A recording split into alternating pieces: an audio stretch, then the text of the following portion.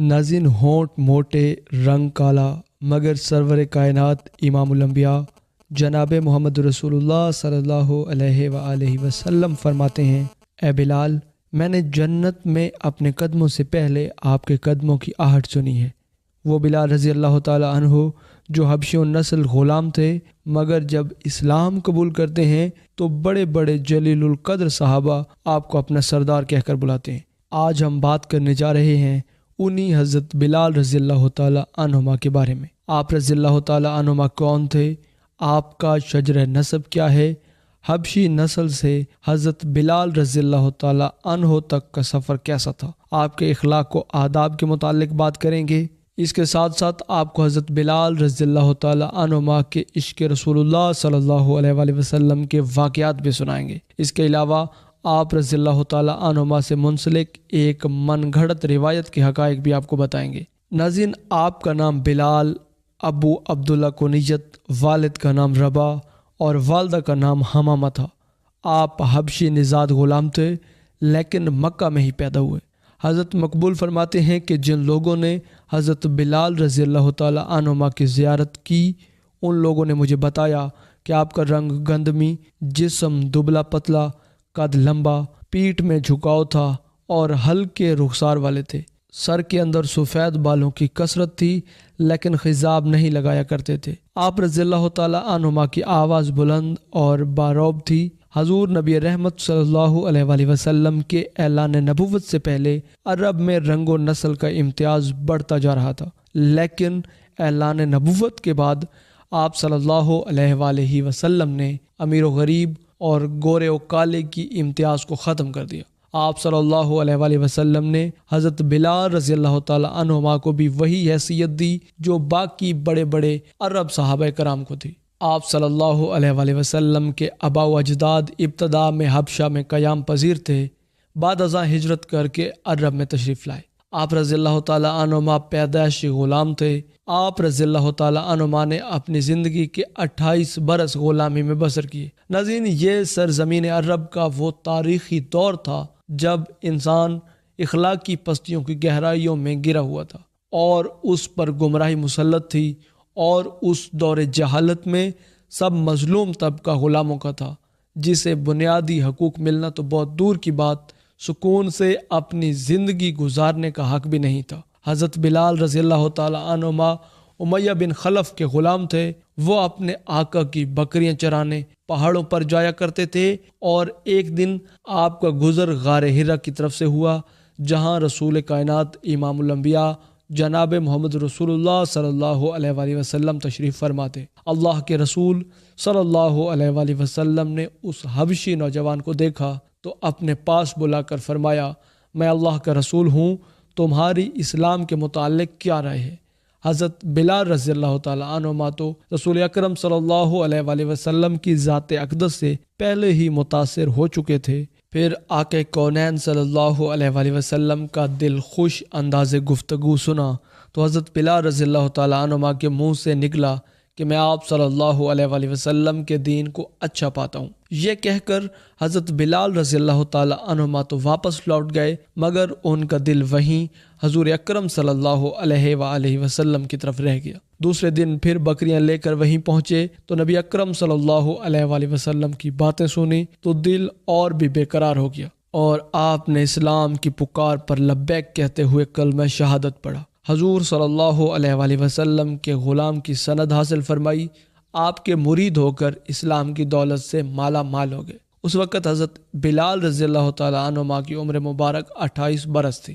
آپ ان اول کے خوش نصیبوں میں شامل تھے جن کے لیے اسلام نے اپنے دروازے کھول دیے۔ یہ اسلام کا اولین دور تھا۔ حضور نبی رحمت صلی اللہ علیہ وآلہ وسلم اللہ کے حکم سے فی الحال رازداری سے اسلام کی تبلیغ فرما رہے تھے، لیکن اسلام کا منفرد اور پاکیزہ رنگ زیادہ عرصے تک کفار مکہ سے پوشیدہ نہ رہ سکا۔ انہوں نے جلد ہی یہ محسوس کر لیا کہ ان کے بعض ساتھیوں، خاص طور پر غلام اور خواتین میں تبدیلی آ گئی ہے۔ امیہ بن خلف کو جلد یہ خبر مل گئی کہ ان کا غلام بلال نبی کریم صلی اللہ علیہ وآلہ وسلم کا غلام بن گیا ہے، اور اس کا شمار آپ صلی اللہ علیہ وآلہ وسلم کے ساتھیوں میں ہوتا ہے۔ اس جرم کی پاداش میں امیہ نے حضرت بلال رضی اللہ تعالی عنہما حبشی پر ظلم و ستم کے پہاڑ گرانا شروع کر دیے۔ ہرہ کی زمین اپنی گرمی کی وجہ سے مشہور تھی، جو دھوپ میں تانبے کی طرح گرم ہو جاتی تھی۔ امیہ حضرت بلال رضی اللہ تعالی عنہ کو تانبے کی زمین پر لٹاتا اور آپ رضی اللہ تعالی عنہما کے سینے پر بھاری پتھر رکھ دیتا،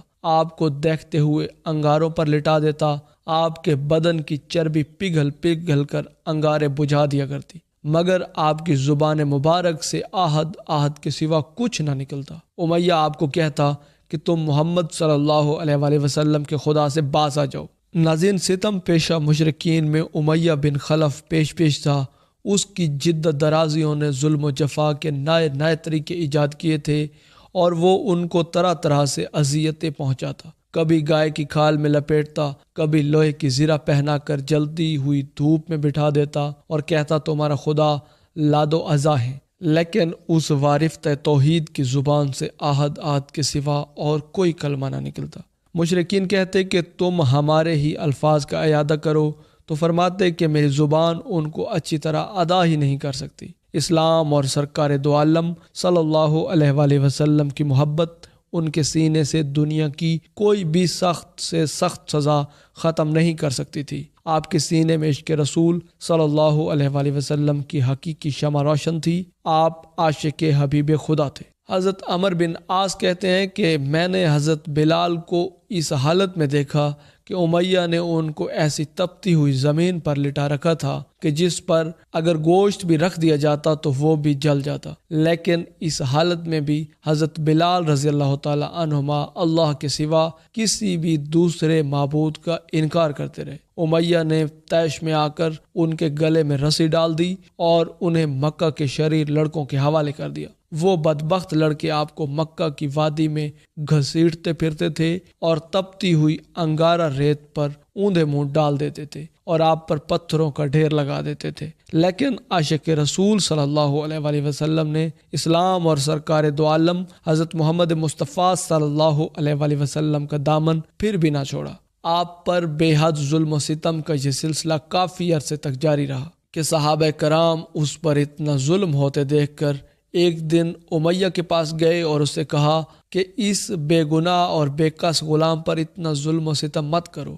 اگر وہ ایک خدا کی عبادت کرتا ہے تو اس میں تمہارا کیا نقصان ہے، اور اگر تم اس کے ساتھ احسان کرو گے تو وہ احسان آخرت میں تمہارے کام آئے گا۔ امیہ نے حقارت سے کہا میں تمہارے خیالی یوم آخرت کا قائل ہی نہیں ہوں، جو میرے جی میں آئے گا میں وہی کروں گا۔ پھر اسے تمل کے ساتھ سمجھایا گیا کہ اس مجبور غلام پر ظلم کرنا تمہارے شایان شان نہیں، تم عربوں کی قومی روایت کو دھبا مت لگاؤ۔ امیہ نے کہا اگر تم اس کالے غلام کے اتنے ہی ہمدرد ہو تو اس کو خرید کیوں نہیں لیتے؟ تب صحابہ کرام راضی ہو گئے اور آپ کو آزاد کروا دیا۔ سرکار دو عالم صلی اللہ علیہ وآلہ وسلم کو جب پتہ چلا کہ بلال کو آزاد کروا دیا گیا ہے تو آپ صلی اللہ علیہ وآلہ وسلم بہت خوش ہوئے اور فرمایا کہ مجھے بھی اس میں شریک کر لو۔ تو حضور نبی رحمت صلی اللہ علیہ وآلہ وسلم کو بتایا گیا کہ بلال تو آزاد ہو چکا ہے۔ حضرت بلال حبشی رضی اللہ تعالی عنہما اب آزاد تھے اور اپنا زیادہ تر وقت اپنے کریم آقا صلی اللہ علیہ وآلہ وسلم کی بارگاہ اقدس میں گزارا کرتے تھے۔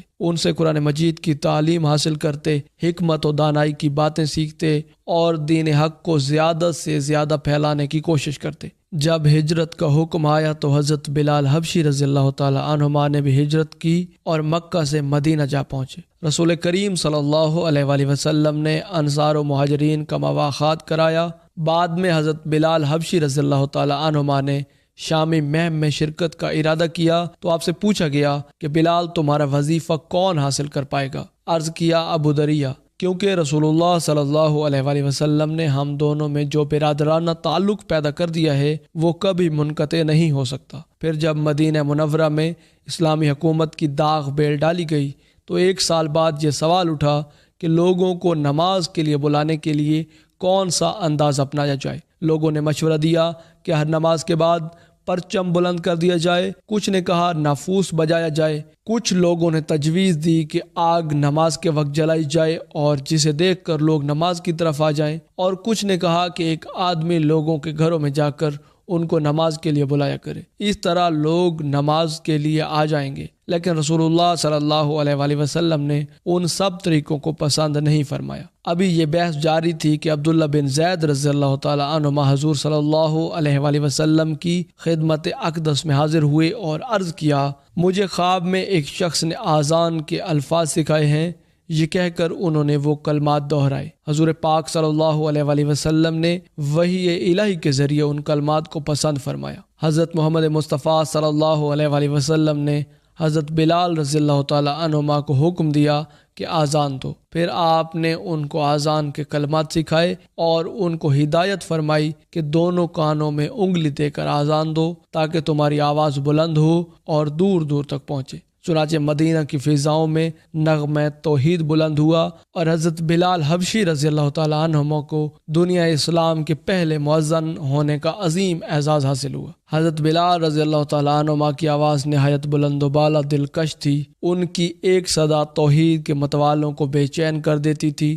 مرد اپنا کاروبار، عورتیں شبستان حرم اور بچے کھیل کود چھوڑ کر والہانہ ان کے ارد گرد جمع ہو جاتے۔ جب تعداد کافی ہو جاتی تو نہایت ادب کے ساتھ آستان نبوت پر کھڑے ہو کر کہتے، الصلاۃ یا رسول اللہ، یعنی اے یا رسول اللہ صلی اللہ علیہ وآلہ وسلم نماز تیار ہے۔ غرض آپ صلی اللہ علیہ وآلہ وسلم تشریف لاتے اور حضرت بلال رضی اللہ تعالی عنہما کی صدائے اللہ اکبر مسلمانوں کو اللہ کے سامنے سر بسجدہ ہونے کے لیے کھڑا کر دیتی۔ جب مسجد نبوی کی تعمیر کا مقدس ترین کام سر انجام دیا گیا، جس میں عام مسلمانوں کے شانہ بشانہ خود حضور نبی رحمت صلی اللہ علیہ وآلہ وسلم بھی بنفس نفیس تعمیری امور میں شریک رہے اور لکڑی، پتھر، مٹی وغیرہ اور سامان تعمیر اپنے کندھوں پر ڈھوتے رہے۔ جب مسجد نبوی صلی اللہ علیہ وآلہ وسلم کی تعمیر ہوئی تو اس کے ایک سرے پر ایک چبوترا بنا کر اس پر چھت ڈال دی گئی۔ اس جگہ رسول اللہ صلی اللہ علیہ وآلہ وسلم کے وہ صحابہ کرام رہنے لگے جو ہم وقت آپ صلی اللہ علیہ وآلہ وسلم کی خدمت اقدس میں رہتے اور علم حاصل کرتے۔ ان مقدس اصحاب کو اصحاب صفہ بھی کہا جاتا ہے۔ عربی میں صفہ چبوترے کو کہتے ہیں، اور حضرت بلال حبشی رضی اللہ تعالی عنہما بھی اصحاب صفہ میں سے تھے۔ ناظرین، حضرت بلال حبشی رضی اللہ تعالی عنہما کی سیرت اقدس پر اس ویڈیو سیریز کی اس پہلی ویڈیو میں اتنا ہی۔ اسی امید کے ساتھ اجازت دیجیے کہ آپ کو ہماری ویڈیو پسند آئی ہوگی۔ ملتے ہیں بہت جلد ایک نئی دلچسپ اور علم سے بھرپور ویڈیو میں۔ تب تک کے لیے اللہ نگہبان۔